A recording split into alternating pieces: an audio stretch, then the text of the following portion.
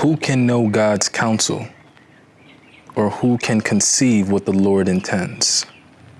Wisdom 9:13. We don't know. Like, we have no idea the magnitude, the complete scope of God's plan for our life. The good news is, that's actually okay.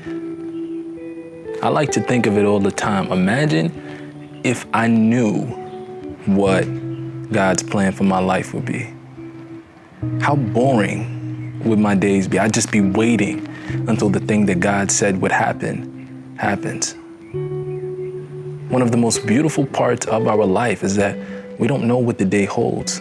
We have no idea how God is gonna show up. We have no idea how he's gonna work, what relationship he's gonna use to increase our faith or teach us new things about people. I was talking with a friend of mine the other day, and I was reminded myself that there is no destination. Like, yes, right, we're trying to get to heaven. But outside of that goal, on a much smaller scope, the journey is the destination. Everything that we're looking for is right here, is a part of the present moment. The journey is where we figure out everything we're going to need for tomorrow, everything we're going to need to figure out ourselves, everything we're going to need to make this life worth living, everything we need to grow, everything we need to prosper. Like, the journey is one of the most valuable gifts we have. But here's the reality. Because the journey is always going to be there, and because it's not flashy, because it's not glamorous, we take it for granted. And we underestimate and overlook its value. We forget to realize, I have to remind myself constantly, the journey is where you plant seeds. The journey is where you reap the results. Like, the journey has every single answer that you could possibly imagine. And it's a steady climb. It's a steady increase. We just don't wake up every day with the answer. There's a reason why God allows a lot of time to pass sometimes when it comes to revealing his plan for our life. There's a reason why he makes us wait. And there's a reason why it doesn't make sense. We will never understand 99% of the Lord's work in our life. Like, we just won't get it. We weren't made to. Our human brains are not constructed to be able to comprehend and conceive the entire will of God. That's not what we were created for. We are the creation, not the creator. Gotta run that back. We are the creation. We are not the creator. And as the creation, we are to walk as the creation would. We are to act as if we are the creation and not the creator. I remember I was praying the other day, and I said to myself, you didn't make the plan. Stop acting like you did. Like, stop critiquing the highs and the lows. Stop being so judgmental of the gifts that you have. Stop acting so petty. Like, you didn't make the plan. So don't ever look at the plan with that sort of lens. Don't ever look at it like it could have been better, or God, why didn't you this, or why are you doing that? How dare you? Like, I had to say to myself, like, bro, did you forget who you are? From dust you came, and from dust you shall return. Don't you ever look at the Lord's plan like that. What you think like, let's not forget, like, we are beautiful beings, right? And we are his wonderful creation. We are fearfully and wonderfully made. But let's not forget, like, mere breath is in our lungs. One day we're here, the next we're not. Like, we don't get say in the will of God. And there's so many times where my actions contradict my speech. I'm gonna just call a spade a spade. I'm gonna just be transparent. Like, there's so many times in the day where my actions contradict my prayers.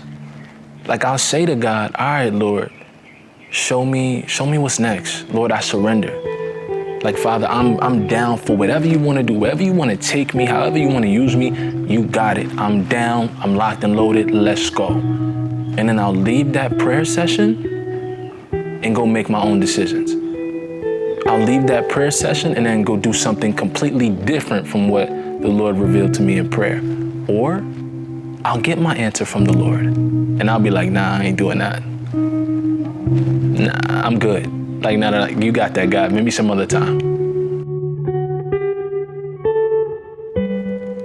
Who can know God's counsel? Or who can conceive what the Lord intends? Wisdom 9:13.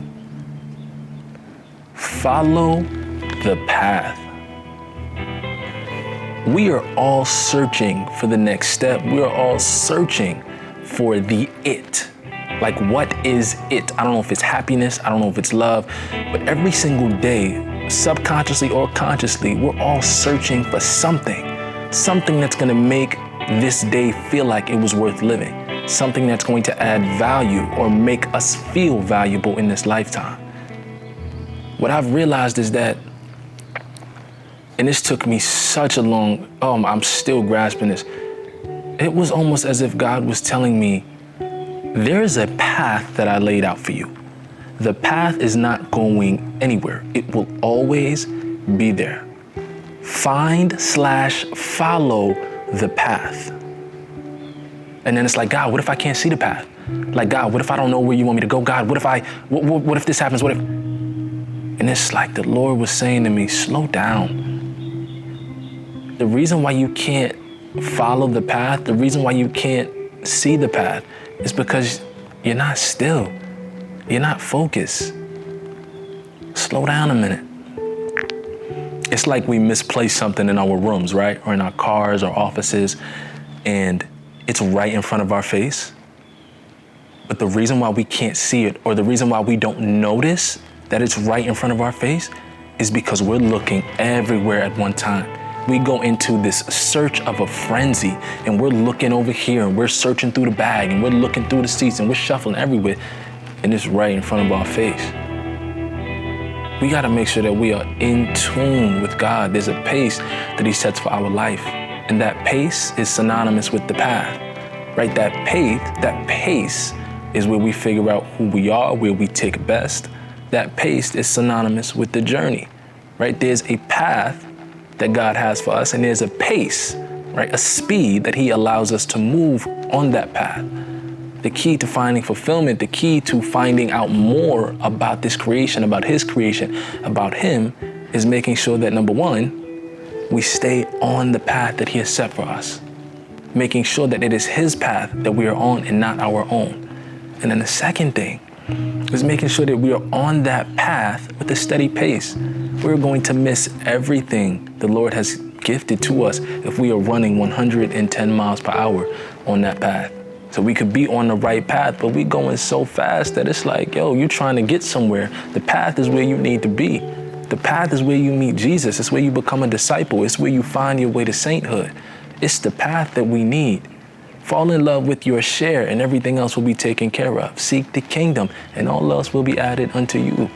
That path should be the center of our days, the center of our moments. Who can know God's counsel, or who can conceive what the Lord intends? For the deliberations of mortals are timid, and unsure are our plans. Give it to God. Just give it to Him. Last week, I was scheduled to speak somewhere, and I was so excited. I started prepping and planning, and I got my ideas running, and then the event got canceled. And I was so hurt.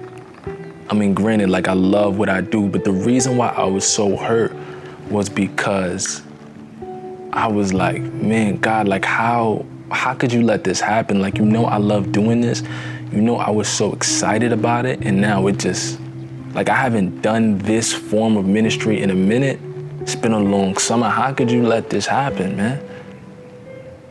And then I realized I was constructing my own blueprint. My entire summer, like, y'all should have seen it. My entire summer, I was making plan after plan after plan. And I was praying on it, but I never surrendered it to God, y'all.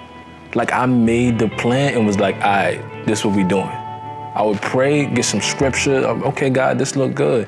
I don't know if it's of your will or not, but we just gonna go with it because it's a good idea. And it was like, no, that's not a relationship. Like, you're not asking for counsel. You're not seeking my face.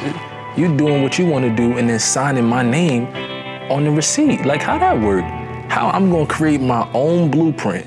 I'm creating, oh, y'all, these was good ideas too. I'm creating everything. Planning this. I'm going to get this person to help me here. I'm going to go this. I'm going to create this. I'm going to do all of that. And then at the bottom, I signed God's name. God, I got your approval. And my signature, it was like I was praying on it. I was like, okay, God, this is what we're going to do. But I ain't even wait to hear no response. I just signed his name at the bottom of my plans. And then I got upset when those plans fell through. Submit. Y'all probably hear this a lot, right? But there's no greater plan than the one created for me. I say that all the time. There's no greater plan than the one created for me. And what that simply means is there is never an idea that I can come up with that's going to be better than his. Like, it's just not humanly possible. There is never a moment where I'm going to have an idea, an opportunity to enhance my life that's going to be better than something that he already wrote. It just doesn't work. No matter how good I think it is, his is always better. Chances are my plans, I'm really only thinking about me.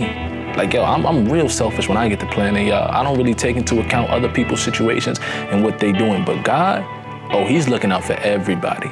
Everybody that may cross my path, everybody that I may interact with or whose conversation I may listen to or get into, like, he's thinking about other people. And so when he's planning our life and when he's taking us to different circumstances or situation, when he's putting us in different rooms, it ain't just for us. We finna touch somebody else. Like, somebody else is going to be blessed with the plan that God has set for our life. Let's run that back. Somebody else is going to be blessed with the plan that God has for our life. Our job is not to figure out what it is. Our job is to surrender. Our job is not to figure out what it is. Our job is to surrender.